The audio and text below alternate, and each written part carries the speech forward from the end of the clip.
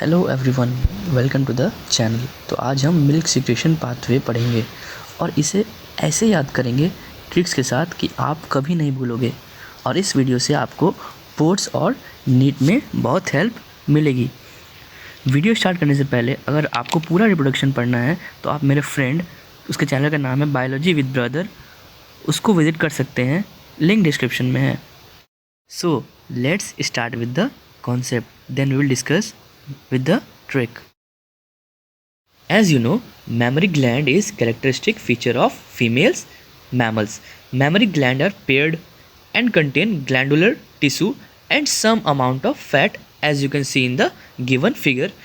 Glandular tissue of each breast are divided into 15 to 20 mammary lobes containing cluster of cells which are called alveoli. And remember, cells of alveoli secrete milk. Now, alveoli open into mammary tubules.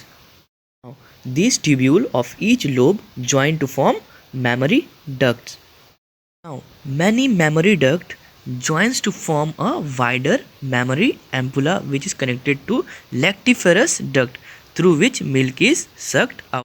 So, this was all about the pathway of milk concept. Now, let's move on to the trick or mnemonics. The trick is Leo all the doctors are lovely. Leo के L से हो जाएगा lobes, all का AL से हो जाएगा alveoli, the का T से हो जाएगा tubules, doctors का D हो जाएगा ducts, AR का A से हो जाएगा ampulla, lovely के L से हो जाएगा lactiferous ducts. So this was all about the trick.